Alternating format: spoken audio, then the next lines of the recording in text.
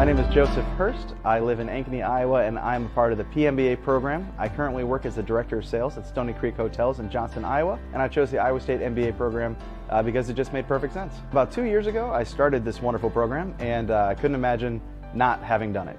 What has helped the most balance work, life, school, has been the people I'm in class with. It's great to go through questions, problems, study for tests, and it just makes the whole class so much easier. As a working professional thinking about doing an MBA program, I get night classes aren't everybody's dream. I get after a long day of work, you may not want to go do more, but it's worth it. You're gonna learn a lot, not just from the professors in the program, but from the other students. They come from all walks of life. They are from different age groups, they're from different companies, they're from all kinds of different backgrounds, they've got all kinds of different stories. And after 2 years, I've made some of the best friends I've ever made, learned the most I've ever learned, and I can't imagine what we're gonna do after we're done.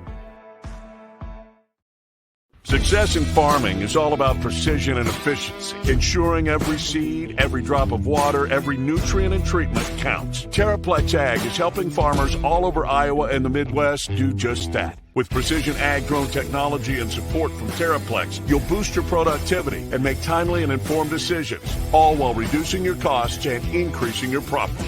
It's time to revolutionize your farming. Harvest the benefits with Terraplex Ag. Visit TerraplexAg.com.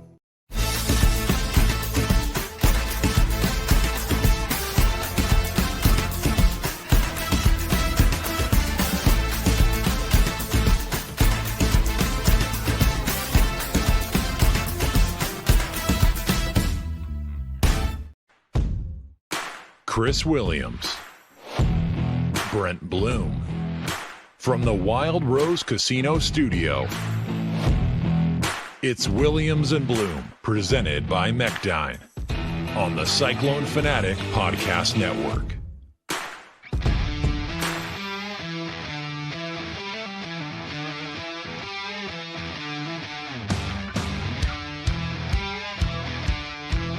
Bring in the horns, English. Bring in the horns. Crank them up.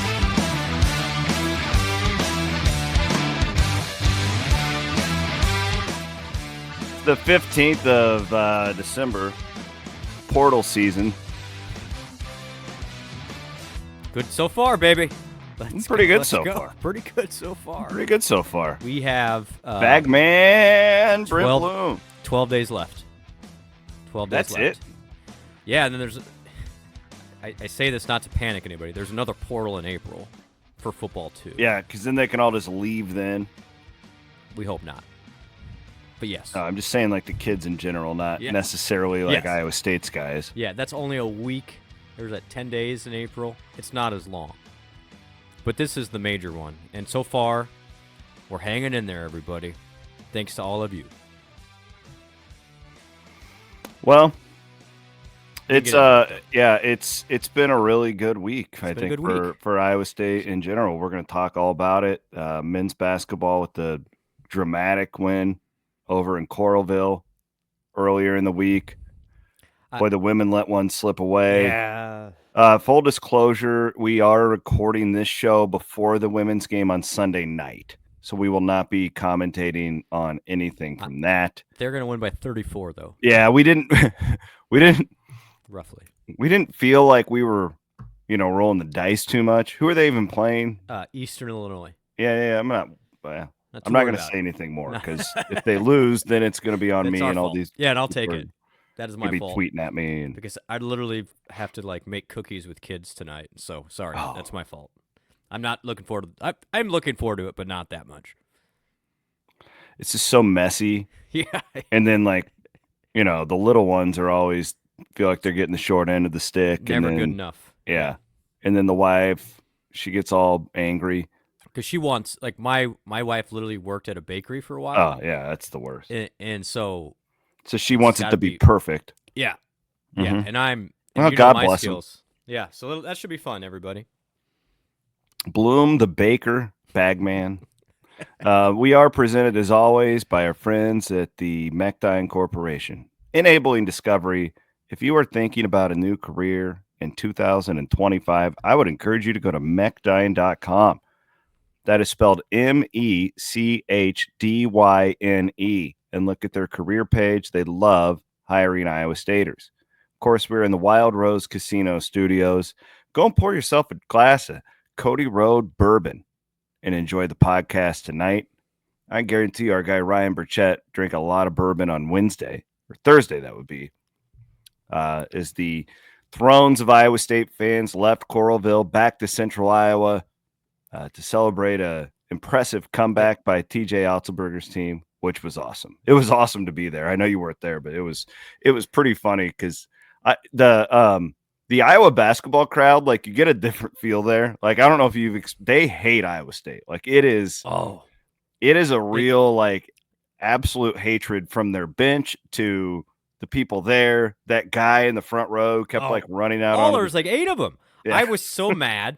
Like, I probably over tweeted on Thursday night, but I was having a good time. No way. I know.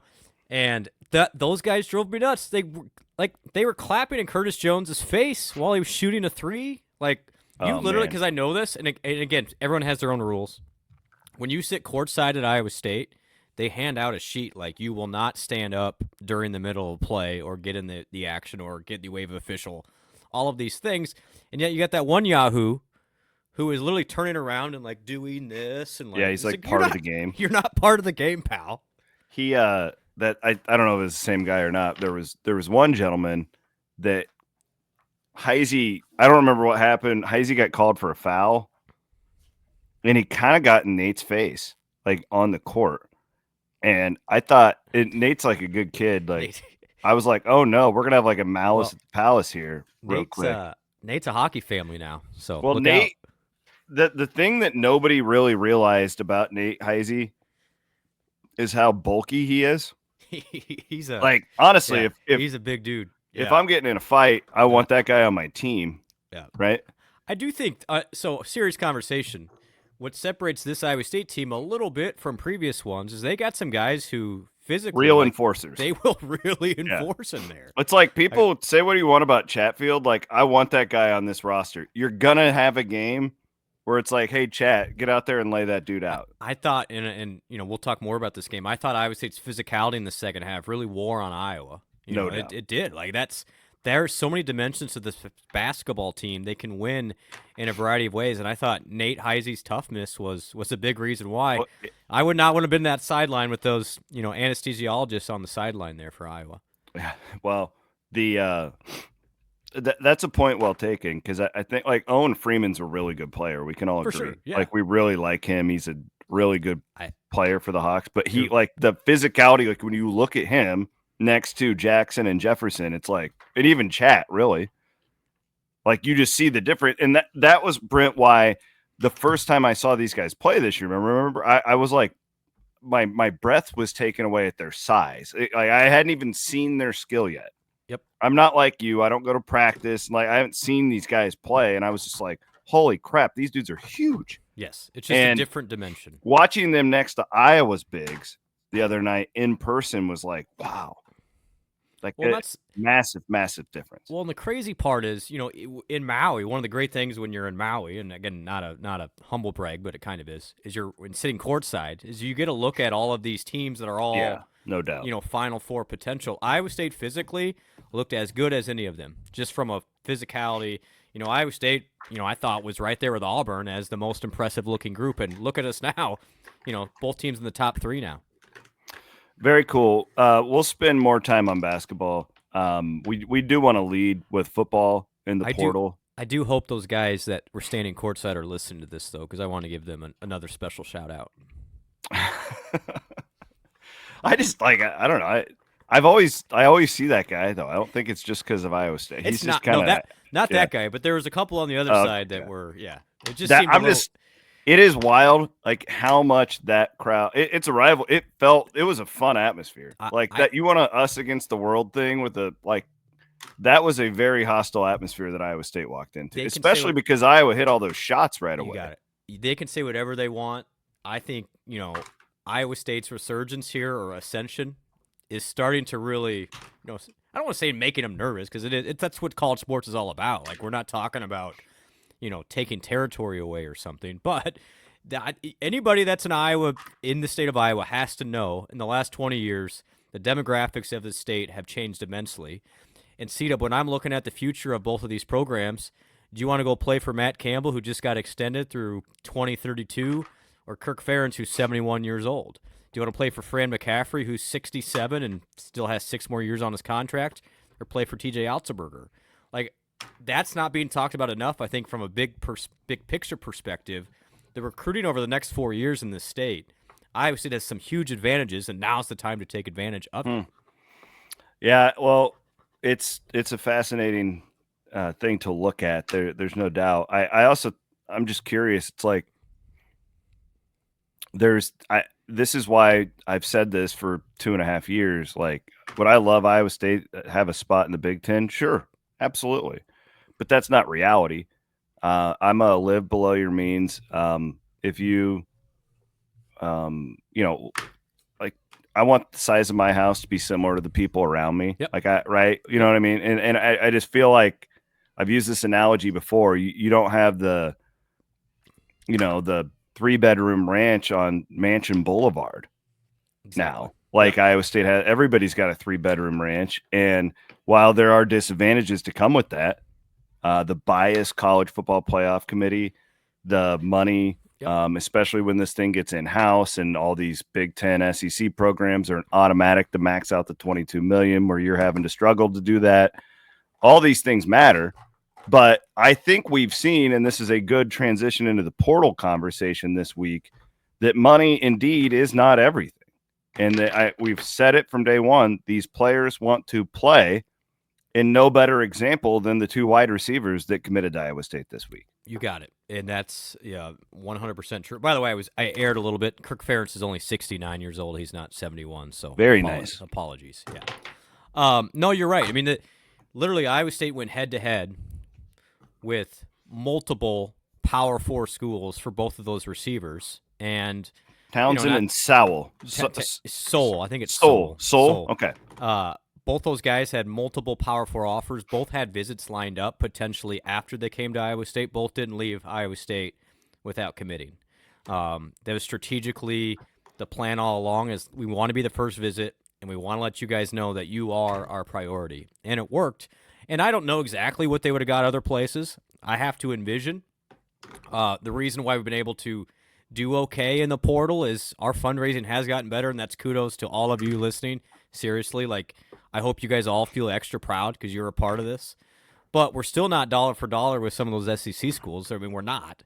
So there's something else there, and that something else there is culture, coaches, teammates, and playing time. And, I think Soul in particular is a great example. Both of his parents went to Florida. Florida offered him a lot of money, probably. I don't know the exact details. But yet he chose Iowa State because he went out to dinner with Jaden Higgins and Jalen Knoll, and those guys said, hey, this is where you need to be.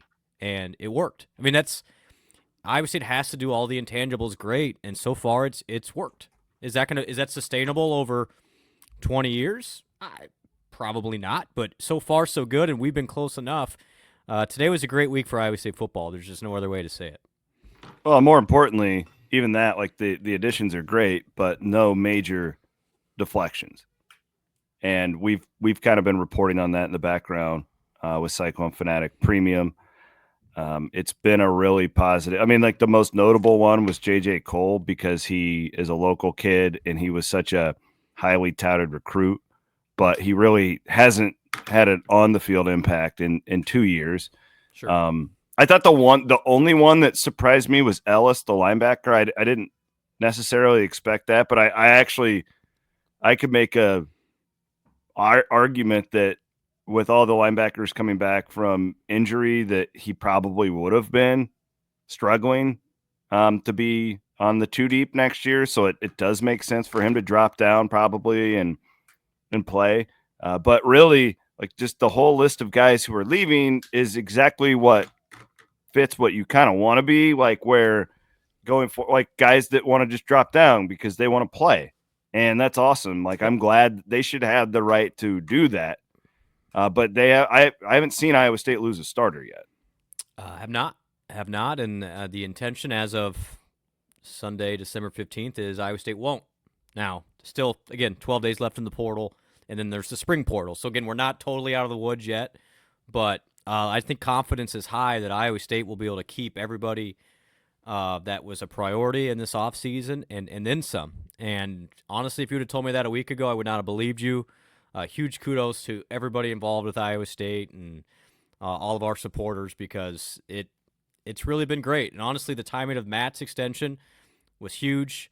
Rocco following up the same day was huge, because if you lose Rocco or something like that, then the whole thing is different, right? Like, he is, and No doubt. there was a strategy behind all that. Like, Yeah, Rocco State, getting that news out there nationally was huge. I don't know how that worked, but kind of rubs you the wrong way when you cover it locally. I get it. Brett McMurphy, but like, it was smart. Like, I don't blame anybody. That was really, really smart. And it's just, everything was, because it made a splash, and then the Matt thing happened, and it was like a snowball, and then like the positive, and then basketball wins, right? Like, it was I know that didn't have anything to do with it. Basketball could have lost, and it would have made it, but it didn't hurt. Yeah, no, and then all those, and the guys are on campus while this is all happening. Like, it just, anyway, very job well done for everybody involved with the personnel department at Iowa State, and really kudos to Jamie Pollard, by the way, to lock up Matt Campbell for 8 more years. I mean, at the end of the day, like, that is the biggest news of the week.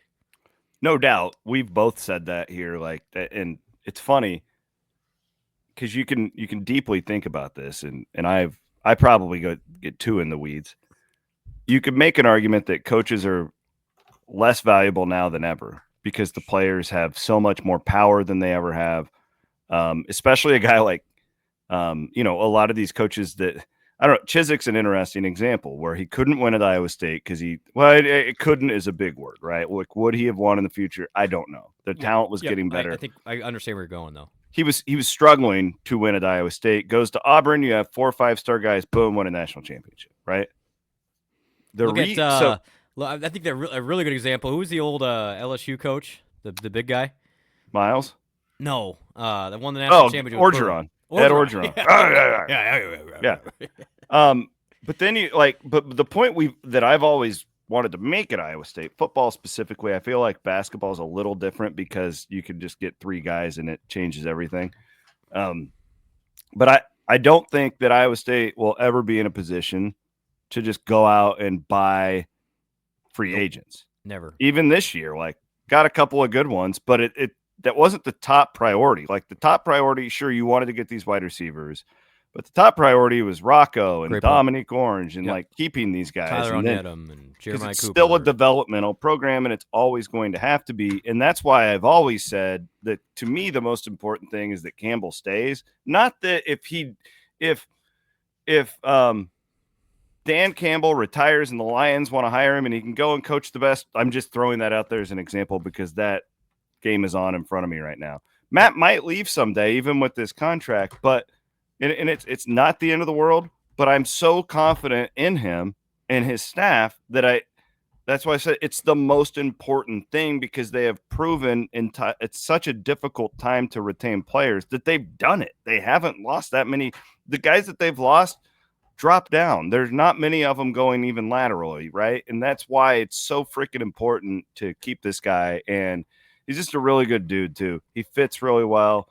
Everything about it's perfect. And tip of the cap to Matt and Jamie. I don't know how it went down. I have no idea the details. We're waiting on those, but it's a very positive thing for not only football, but the entire city of Ames and the economy in central Iowa. I mean, what Matt has done here in that group is, we all owe a lot to him for staying. It can't be talked about enough. I mean, what successful football can do for a university is massive.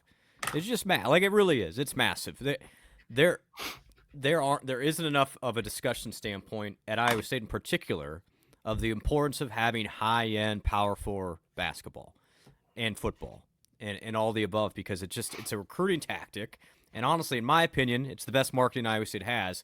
And if you have Matt around, the best fundraising that we'll ever do at Iowa State in the player compensation era is keeping Matt Campbell. Because no doubt. the amount you're gonna have to pay for these guys relative to somebody else that they don't like is literally, it might be half, honestly, like, just to be honest. So yeah, a great week all the way around. And I just see, I'm looking now at the future of the player comps changing. It is, and I don't know exactly what it's going to look like. But if I have Matt and TJ, and then Kevin Dresser and Bill Fenley, at least in the short term, I like my chances. I like my chances whatever the makeup is. And if I can, in my league, at least get a chance at a playoff, if I'm looking at next year and it's super early still, there's still action to be had in the portal, by the way. I think Iowa State's probably a top 3 or 4 in the conference next year, and there's no reason why. The schedule's a little bit harder.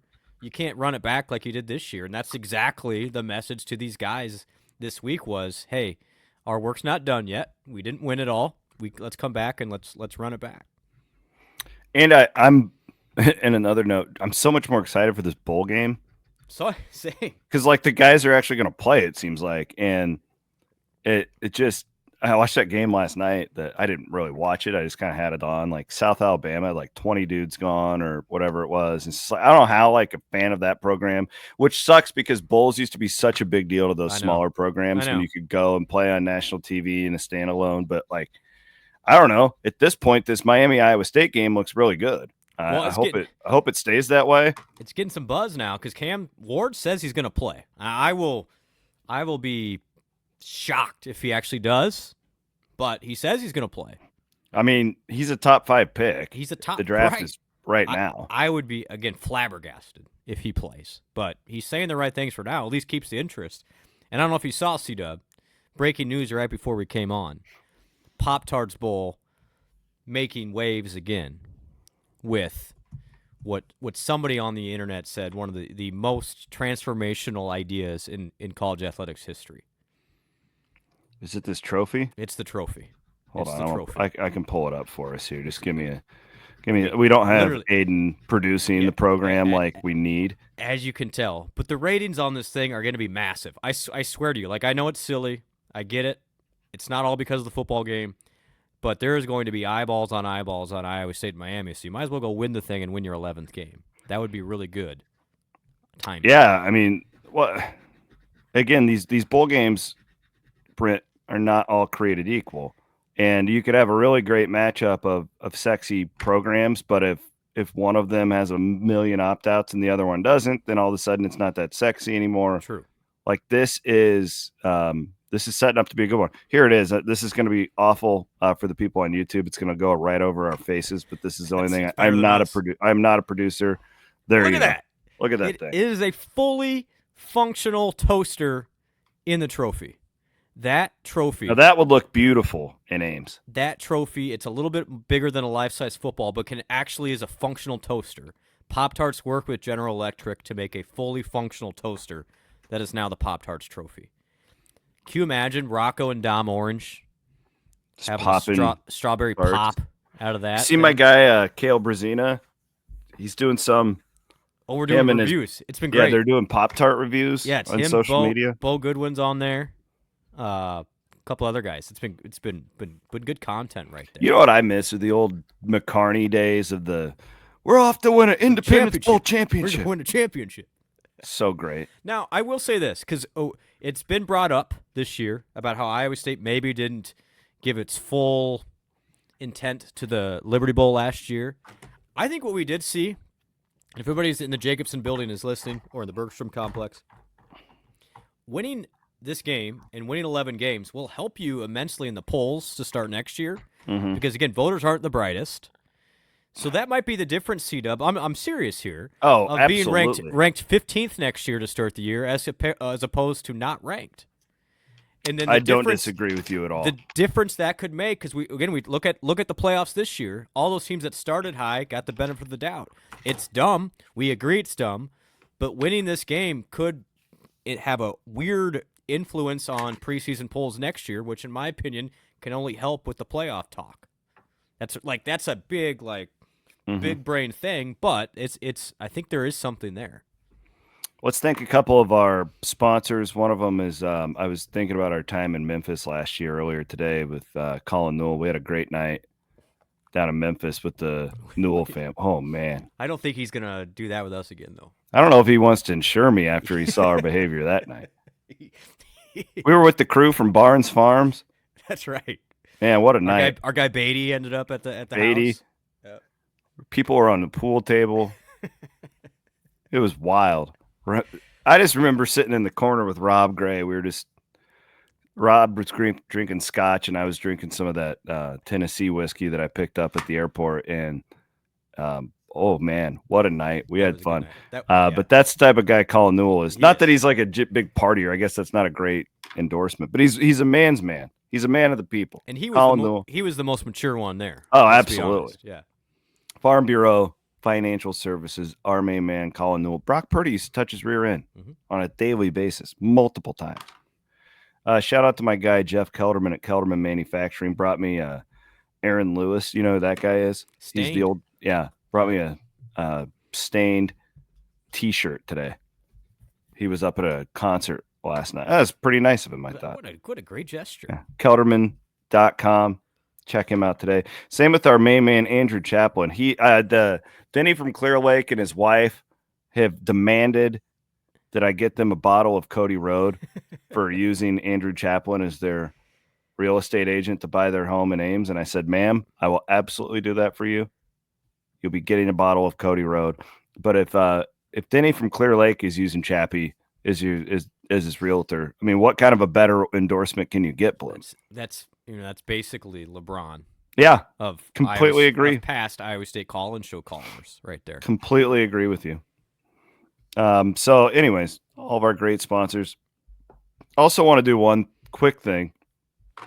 You're going to see this around social media coming up here in the next few days, but we like to do fundraisers. You know, we like to really try and impact our community, specifically this time of year.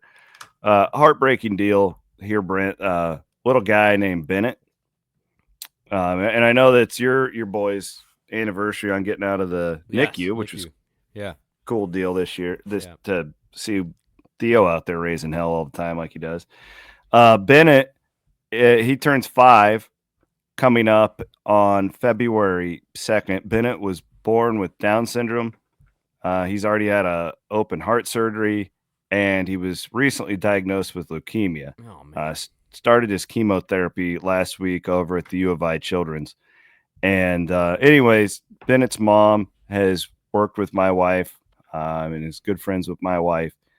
And I want to bring everyone together and help this family out as they're living at the U of I right now. And the medical bills, if you can imagine, with Bennett's 4.5 years have really piled up. And if we can help them out and lessen that load for this local family, I think it'd be really cool. So you're going to see stuff on social media. If Aiden was here, I would put up the link. We set up a Venmo for that. But I'm an idiot when it comes to this. I am not a producer, so I apologize for not having it here if you're watching on YouTube. But go to Cyclone Fanatic social media, Chris Williams social media. And you'll see us talking about that here over the next week or so. We are going to do a local event as well coming up. I believe we're going to do it for Bennett's birthday in February. So anyways, I hope we can pay off these medical loans for this family. That's the goal. Let me know. We'll get you some autographed items from the fellas. That's a great idea. Least we could do. Maybe we get Big Citrus over there to see the little guy. Let's do it.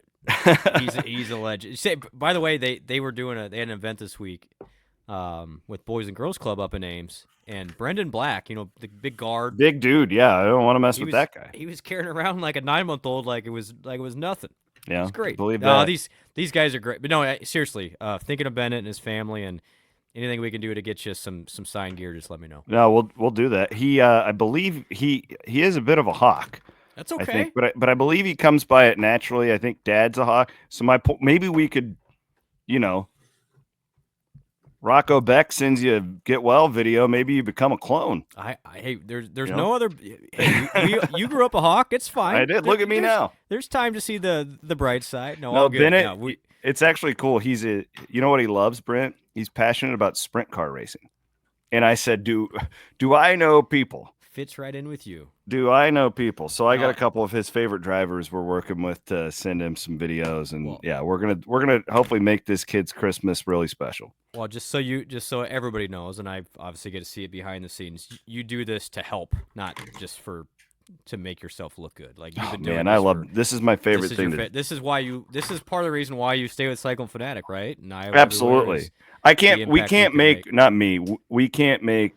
like if you or I worked at, just throwing out ESPN, it's the big one, or whatever. Like you're not allowed to do stuff like this, and it matters. Like the people at Cyclone Fanatic have generously given over like hundreds of thousands of dollars to not just local families, but like the Children's Cancer Connection, which impacts local family. If you want to like really open your eyes on like the good of people, visit the Children's Cancer Connection in Des Moines.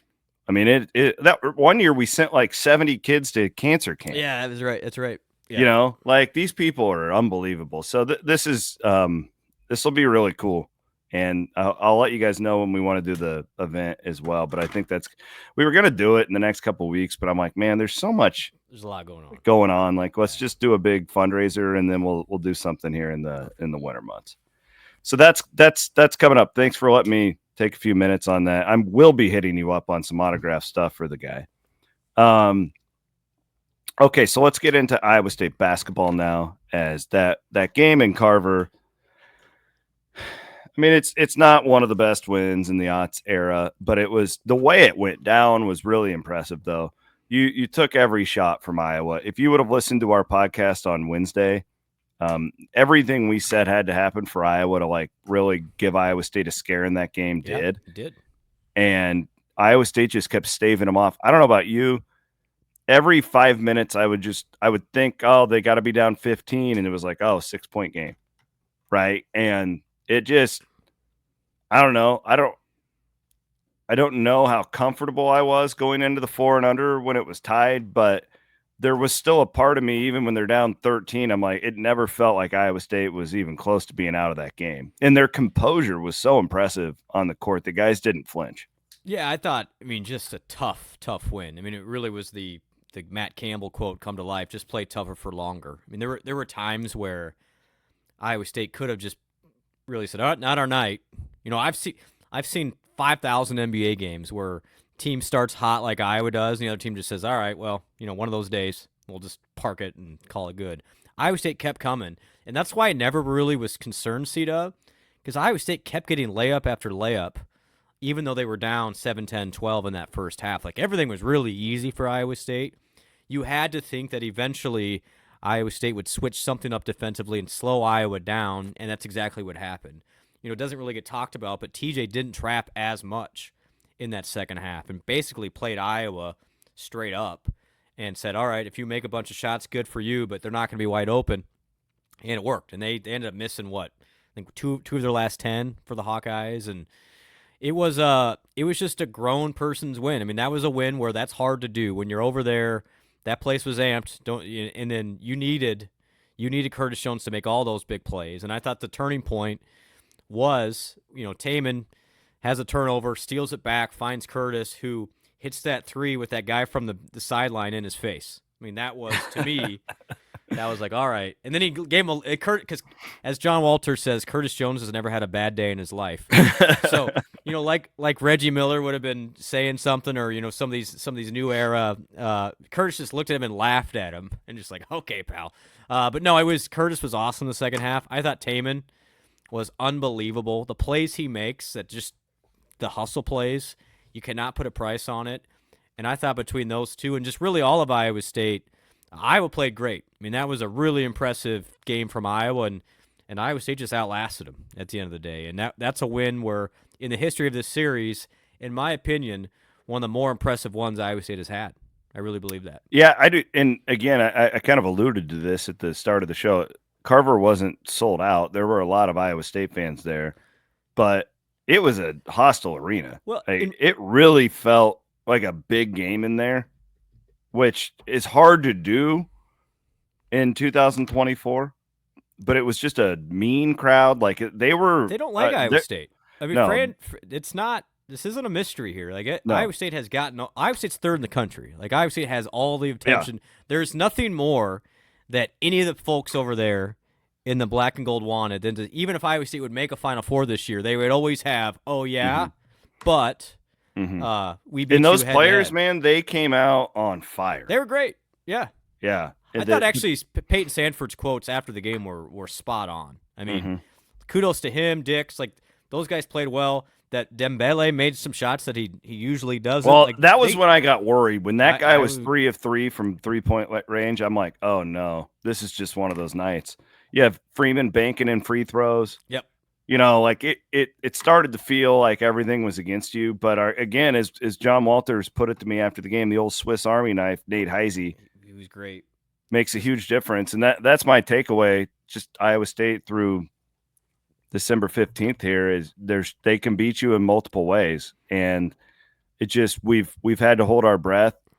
Even last year, it's like you're still somewhat limited, right? Like you have bigs that can do what you're asking, but that's pretty much it. You're still holding your breath that Big Rob can make some free throws. Yep. That Ward was kind of like when he was really good, but when not, he would just kind of disappear Or get in foul trouble, or these presidents, Brent. These presidents. My God. And we are going to have presidents merch. It's coming. We've been working with the boys, and our main man, Kyle Starcevich, former Cyclone football player, did some art for us. And these shirts they might be the best shirts we've done. So the cool part here is, because everyone's like, do those really matter?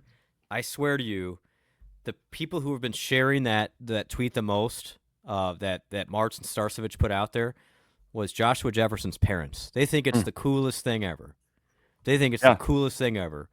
And here's a guy who, I mean, that guy's been so good. He has been unbelievable. He's way better than I thought he was going to be. Unreal. There was a time I was at the game today. I'm like, this guy, in some ways, and weird comparison, but he's the most like Royce White that I was just thinking the same thing. Like, he got, but he's actually a better skilled player than Royce was. Well, he can make a shot. Like shooting, yeah. Like sure. Royce couldn't make a free throw. And he got a rebound today, pushed it himself, and dropped like a no look to Jackson. Now Jackson missed the layup, but it's like, I haven't seen that before. I've never seen that from an Iowa State big. So I'm thinking upside is amazing. Back of my head going, oh my gosh, he's got another year left. Mm-hmm. The man.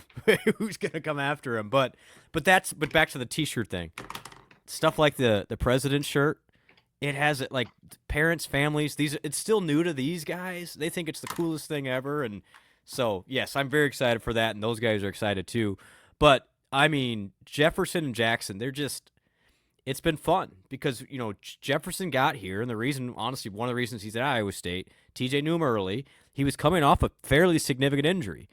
If he plays in the NCAA tournament for St. Mary's last year, and he didn't, he got hurt like February 15th and then missed 4 months. One, I don't know if he's here because the price would have been way different, to be quite candid. And that 4 months, he really worked on his body, and now look at the guy. Like, he is I just think he is coming into a whole new stratosphere of what anybody at Iowa State expected, and it makes Iowa State's ceiling so much higher than even I thought 3 weeks ago. It's just like, and I'm pretty connected, okay? You are more so than me, but like I thought he was going to be good. I actually thought like Jackson was going to be better. Like I don't know, and they do different things. They're different players, so it's not even a fair thing to like compare them. Whatever I thought, and maybe I was just sleeping on this, right? Like I don't know. Whatever I thought Jefferson was going to be, he's like twice the player I thought Iowa State was getting, and I was high on them when I thought that. Like I didn't know he had the ball skills. Yes. That he does. That's what's surprising to me the most. Like when he had 7 assists the other night, for God's sake. Like his hands are so soft. Like he blows me away every time I watch the guy. Well, it's that, and then you try and guard him with a 6'4" guy, and he's just gonna ram he's it doing down these like behind the back passes, and like it's crazy. The skill level is off the charts. He's a humble kid. He's a really good dude. The upside for him and for this team is off the charts. I mean, there was a time, honestly, Chris, I'm an NBA nerd. I'm like, that guy's an NBA player. With his skill set, he's an NBA player. He's maybe not the fastest. That's the one thing, like foot speed a little bit, but he's got so many tools, and it's only going to get better. You started to see Iowa State in the Iowa game. He was initiating offense. Like, they were running everything through him in that second half. They said, we trust you to make a play and go make a play. And that is something that to your point earlier, you just haven't had it at Iowa State. You didn't have it the last couple years under TJ, and it gives so much pressure off a release off of Gilbert, Jones, and Lipsy. I have a because they theory. don't feel like they have to do as much because they can just throw it into Joshua and go make something happen. Should the women be doing that more with Addie Brown? Well, interesting. I was thinking about that the other night because Emily is clearly not herself. And she's my favorite Cyclone of all time. Everybody knows that. I love her. I will do anything. She's not herself. There's something. She's not herself. She had 9 turnovers the other night. I was thinking, what are you going to do if this doesn't get better? Like, is Addie the answer? That's actually, I didn't even think about that. That's a very, very astute point. Yes. The short answer is yes, because it's harder to pressure your 6'3" post than it is your 5'10" post guarded by a 5'7" player or 5'7" guard. You know what I'm saying? Mm-hmm. Like Addie can be a pressure release, and they're already running a lot of stuff through her anyway. Yeah, but I think they can do even more. I agree with that. And for them, man, they're going to be so much better in February than they are now. Fine. I'm not freaking out. I'm worried about the point guard thing. Yeah, you've now seen 2 teams that really get up in you, and they struggled both times. So that, what about what the job Jensen's done with the defense at Iowa? Yeah, they did a really good job on. Really nice job. But then it makes me feel better that Iowa State had 20 turnovers, almost won the game, and Iowa's like winning Big Ten games a few days after. Like it does put into perspective where Iowa State is. The world is not ending, but they're in a rut right now. Yeah, there's growth. They need to grow. I mean, and I think the part that maybe we didn't quite see is when you have Addie and those shooters. Well, somebody still has to break down a defense. Like if you're just stationed around and just playing, triangle basketball, it doesn't work unless you're getting penetration to bring the defense down. So that's my concern. Is it Addie that initiates that to set others up? Does Emily find another gear here and, get back to fully healthy or whatever's going on? I think they're going to be all right. If you have Audie Crooks, it's still a cheat code. Mm-hmm. And what they need to do, C-Dub, is take advantage of the free throw situation that you just cannot miss as many as Iowa State did. And then defensively, when you get a stop, you just got to rebound the ball better. Like you cannot give second and third chances. And ultimately, I think it was that really undid Iowa State in the second half, and a few unfortunate whistles. But you're going to get that on the road. Get back to the men. Sorry, I bombarded you with that. No, it's good. I like that. I actually really like that idea. Well, again, I'm just critically thinking and watching them. I watch them very closely, like everyone here. And it does depend on what is Wilson going to be ready? I don't know. I'm thinking worst case scenario. I think the chances are Emily will keep improving. Like I don't think this is going to be the Emily we get all year. But you talked about taking pressure off of Gilbert and Jones and those guys. Man, like if I think that's a really good idea. Like she could do that for their roster as well. This is the one thing why Iowa State playing in Maui really helped it in playing Iowa, and the women maybe hadn't, other than that South Carolina game. There hasn't been a lot of pressure to deal with, and quite honestly, Iowa State just doesn't have intense pressure against practice either defensively. So that's a step up. It's just like playing Madden back in the day. The more you play against all Madden, the better you're going to get against it. I think Emily's going to get better. There's no question. It's just she went from 0 to 100 pretty quickly there, from going from the non-conference poor opponents to South Carolina and a really good Iowa defensive team. I'm not giving up on her at all. Just put it out there. We saw it last year too. I mean, she kept getting better. And she's going to have season went on. She is so ball dominant that she's going to have games where it just doesn't go well. And there's times where she plays Stanford and scores 33, right? Like there's more there than what she has shown so far. Sorry, I got my 5-year-old in the background. If you hear like clanking, we're coloring. You're doing like I'm multitasking. Like traffic organization there. Yes, wife working all weekend, so I've been dadding it, which is great. I love it, but sometimes during I printed off some Christmas coloring pages. There we go. She's doing that right next to me, but we're a little bit loud with our markers, so I apologize. I feel for elementary school teachers for the next 7 days. You saints. Oh, yeah, these kids they can't do it. They're so fired up for Santa that they lose it. They're losing their minds. By the way, I watched the new Jack Black It is hilarious. Like, it is one of the funniest movies I've seen in 10 years. Everybody listening to this is going, is this like legit hilarious or Chris Williams hilarious to him? Well, my 9-year-old Cameron is much smarter and more mature than me, and she was cackling. We were dying laughing last night at this movie. What is it on? It's on Paramount Plus is where you can stream it for free. I think you can maybe like rent it somewhere else, but it's for free if you have Paramount Plus. Everybody watch it and send your reviews to us on the podcast. The premise of the movie, have you looked it up? No. Honestly, like this Jack little Black boy, and Christmas don't go hand in hand to me. It is hysterical. It is, if you like old school Dumb and Dumber, that type of humor, like it's smart humor. Like that sounds stupid saying Dumb and Dumber is smart humor. Like I promise, like there's so many brilliant jokes in this. This little kid has dyslexia. Okay. This little boy has dyslexia. So what that means is you have a hard time spelling and you get words mixed up or whatever. People know this. Yeah. Well, some don't. I didn't. My wife had to explain it to me. I know. See, the 9-year-old smarter. I'm serious. So this kid writes, he mistakes it and puts a letter to Satan in the mail instead of Santa. Yeah, I like the premise. Satan is Jack Black. And he appears and he starts granting this nerdy little kid wishes. Oh my God. It is so funny. That sounds better than I anticipated. With oh Jack Black. God.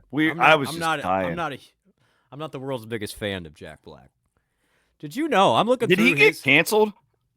He did get all these kind of people canceled. He kind of got canceled like 4 years ago, I want to say. 5 years ago. I didn't know anything about this. I think it was right around COVID. I'm pretty sure Jack Black got. Okay, well, whatever happened, people quit tweeting at me because I don't know about it. It's not a take on him as a human. I just thought it was a funny movie. Okay? Like, all these people are like, oh. How dare you watch Like, I'm like, what are you talking about? Like, I just watched a movie. I'm sorry. I'm not endorsing everything he has said or done in his life. I don't know the man. It's just a funny movie. Listeners and viewers of the podcast, let me give you a little hint. If this Chris does not make this stuff up, so you really think he's so conscious enough to know that who's been canceled and who hasn't been canceled? Like, come on now.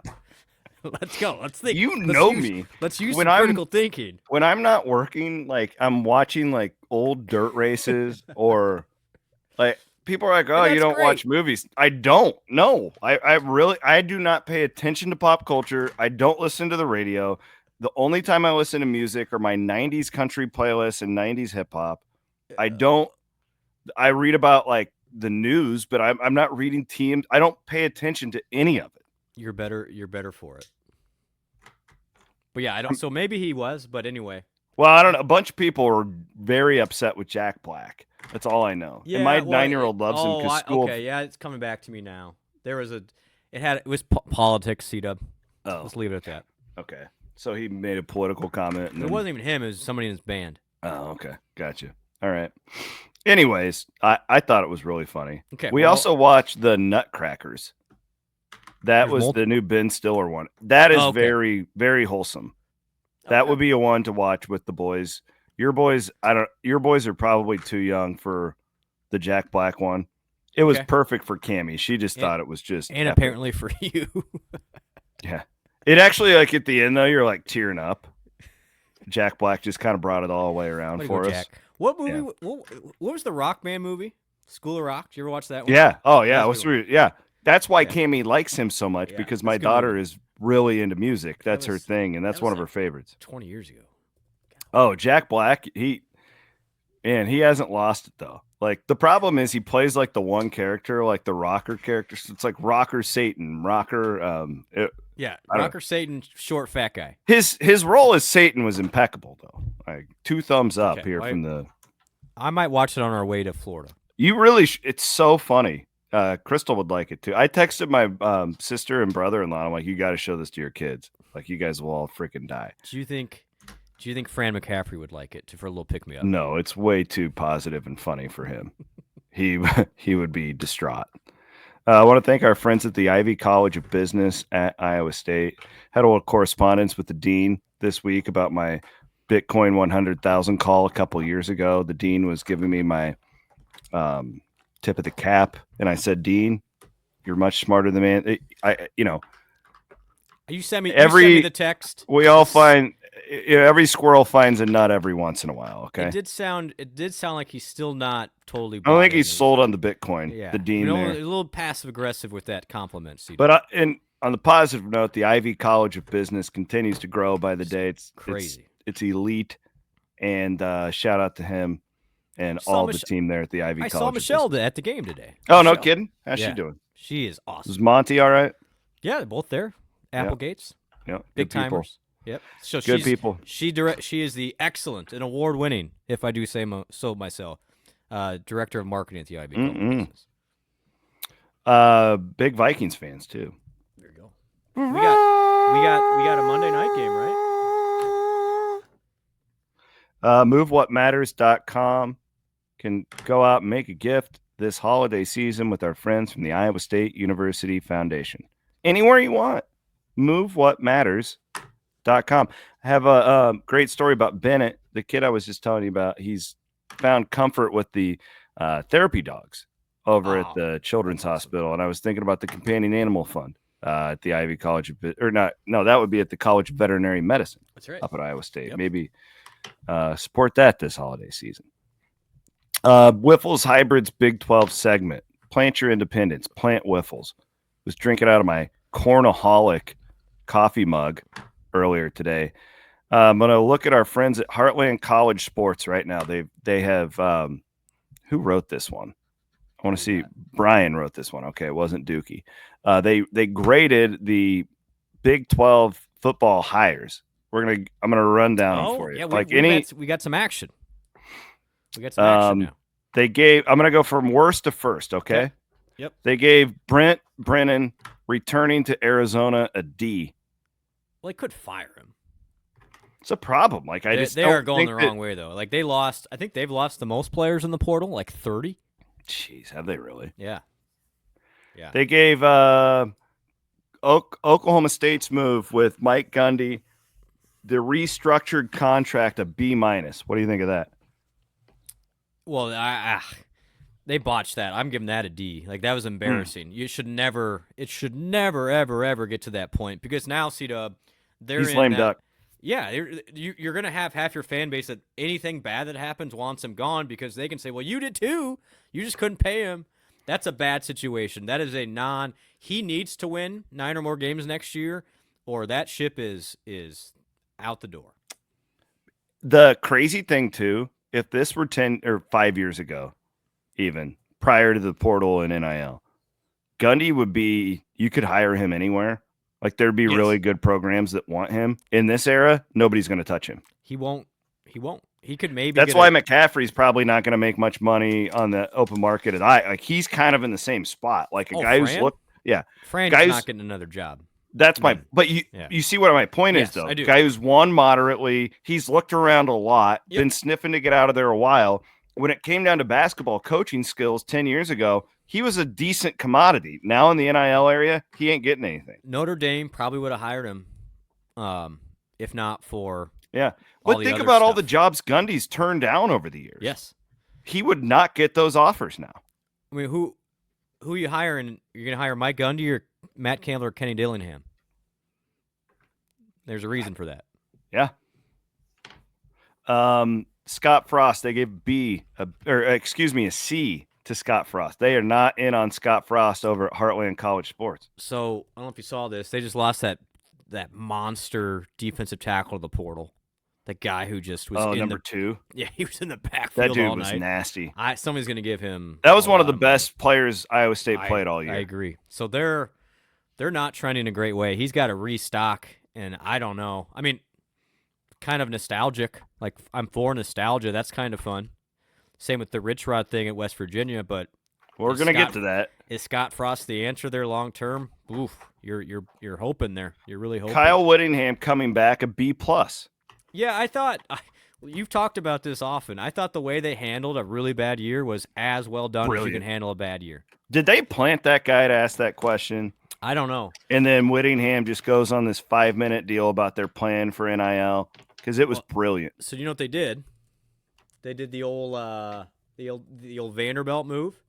They got the offensive coordinator from New Mexico, and they picked up the quarterback as well. Dampier, and he's really good. I mean, he's not Cam Ward good, but he's that type. Did you see who's the old Iowa State running back that was at Eli Sanders? Yeah, Eli Sanders, and he's back in the portal. He is back in the portal, and he will get. Can we get him back? I don't think that'd be number 1A on the list. Okay. Somebody's gonna pay him a lot, honestly. Like, and I know he had a really good year. Eli's a great kid, by the way. Like, he's a really good kid. So I'm happy for him, like, legitimately. Me too. I've got him he's saved on my Twitter, so I can keep track of him. He's a really neat dude. To keep everybody posted, Cardavius Norton, who also transferred last year, also in the portal again. How did he do last year? Not. And where did he go? Charlotte. Okay. I was wrong on that. I thought he was going to be really good when I saw him for the first time. He's never been healthy. No problem. I think he got hurt again. These running backs too. It's just so like. Proud to say another year I didn't vote for a quarterback to win the Heisman. And like it's just wild. Like it's so hard to know with the running backs if they're good or not, because if the scheme sucks, then right? Like we see it in the NFL all the time. If your scheme's great, and I starting to feel like that with quarterback to some sort of a degree as well. Like, I don't know. I'm totally meandering now and walking off into other waters, but like it is so tough to tell like which running backs are elite in college these days. I mean, you've got like your extreme examples, but I don't know. I mean, I think Abu Sama's better than most people think right now. I think that there's other guys who are really good, and it's just like freaking put Carson Hansen in that spot and let's see what happens. What he does. And all you have to do, in my opinion, is watch Sunday NFL. And you're like, I don't know where that guy went. I don't know where that guy went. No clue. Where is he? Yeah. I don't know. It feels like is that do people spend a lot on running backs? In the portal? At the high end, yes. Okay, but like that's what I'm saying. No. Once you're not like a top 10 guy, it drops off really fast. Is what I'm like when I'm watching Scattaboo, okay, that dude's different. I get it. You are 100% correct. Most of these guys are not like that, and if they put up the numbers, it's more to do with the scheme. Correct. I would. Yes. I don't want to give exact numbers, but it's nowhere near a couple of the other premier positions. That's a fact. I mean, this is so fascinating. We're just turning this into the NFL, and it's just like you got your quarterbacks, you got your D tackles, you got your rush ends. I need an offensive lineman that can be a bookend. That's literally why North Carolina hired Bill Belichick. That was, in fact, I had a really good chat. Just kudos to, because we know he's smart, and so does he, Sage Rosenfels. I was talking to Sage. This is before the Belichick stuff even happened. He's like, "What is stopping a school from saying, hey, we can't pay you the most NIL money, but we are going to import the Sean McVay system or the San Francisco coach Shanahan system to college, because everybody runs the NFL. We're going to basically be a G League team for NFL teams, and we're just going to run that stuff. And when you get to the NFL, you're going to be ready to go, and so your value as a player would be a lot higher." I was like, that is actually extremely intelligent, and something, if I'm a lower level P4 school or even a G5, I'm looking at, because that is literally, why did Iowa State get the Soul kid and the Townsend kid? It's because they saw the numbers that those guys put up. Exactly, because Higgins and Noel will be in the NFL, and still, I know there's big money in college athletics on the player comp side, but it's nowhere near the high end in the NFL. And so if you can promise that or say, here's the path to get there, that is still a huge factor. And so that's why North Carolina went that. Now, they had to spend to do it, but I think it can work. I really do. Well, and look no further than Rocco. I mean, every game they compare him to Brock. And this is where people are going to start bringing this up, and it fits perfectly. The reason why Matt Campbell is coveted by so many NFL teams is because he operates like a general manager and a coach. Mm-hmm. He was made for this era of college athletics or the NFL.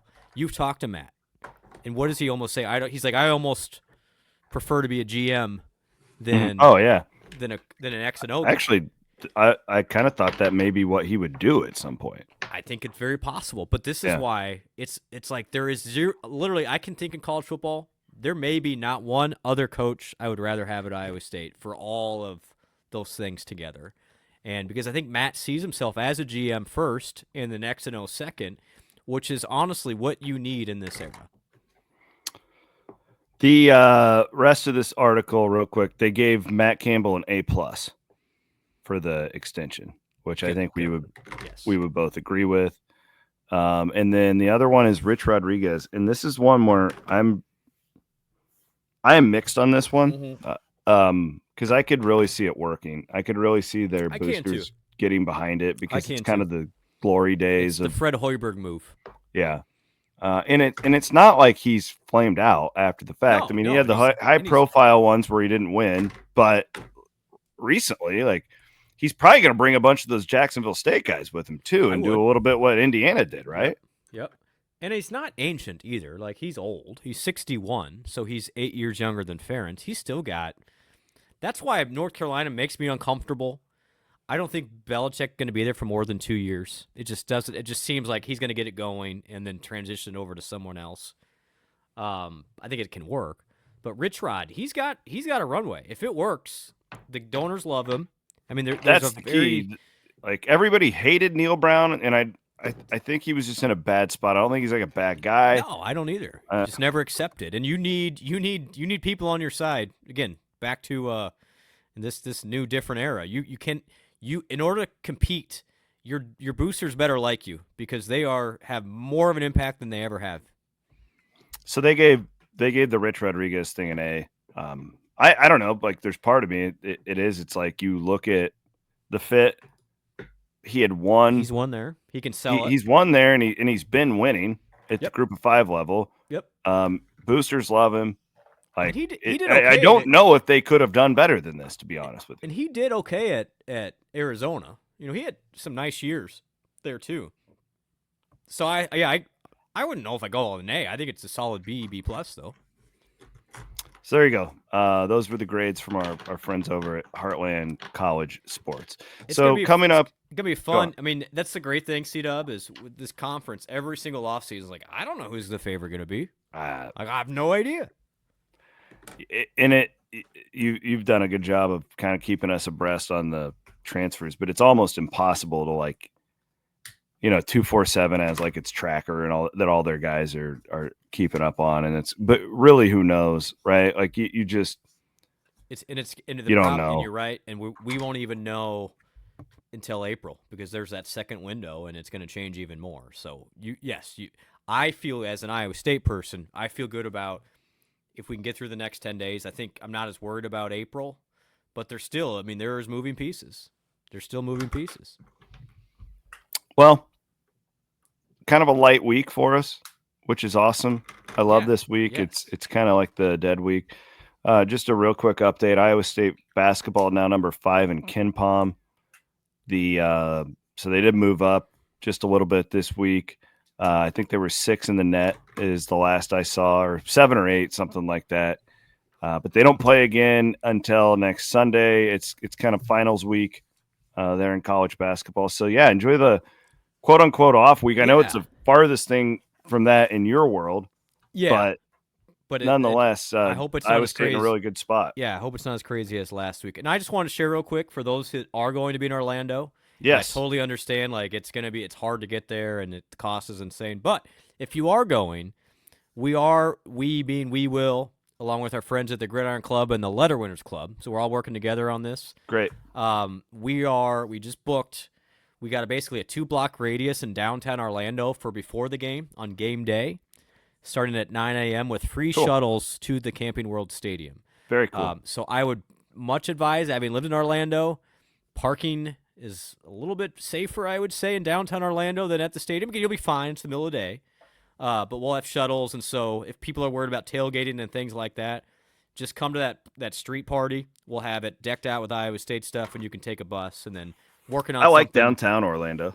That's a nice area. Yeah, and that's where we're going to be. We've had fun nights down there. That's exactly where we're going to hang out. So there is going to be something for people to do should they want something to do for game day there in Orlando. Yeah, and I would also point out, don't if you haven't gone, don't assume the weather's going to be great. Like, we've had some bad tailgating in that area before with that, as far as that goes. But I'm looking forward to it. I'm really glad all these players are going to play. And if they all do and they stick with it, this could be one of the best bowl games that's not in the playoff all off season. And Dom Orange can be having a live Pop-Tart from a toaster after the game. Can you imagine the visuals? Like there's Dan McCarney with that iconic Insight.com bowl trophy. Yeah. It looks like a snake. Yeah. We got Big Citrus. Can you imagine Big Citrus with this, just that? Oh, Pop-Tart. Amazing. The photo itself would be worth the moment right there. Williams and Blum Wednesday. Real quick, we will... last thing. Yep. Advanced forecast for Orlando on the 28th, 77 degrees. Take it. Sign me up, baby. There we go. Sign me up right now. I'll take that right now. All right, he's Brent Blum. My name is Chris Williams, and we have enjoyed bringing you tonight's show. Look at me. I can't even get the music going. This is we have to have Aiden. There we go. There.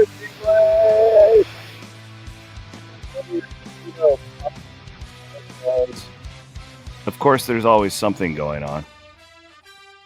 We will be back on Wednesday. He's Brent Blum. I'm Chris Williams. Happy holidays. We got all of our other great programming kicking it coming up on Monday here on the Cyclone Fanatic Podcast Network.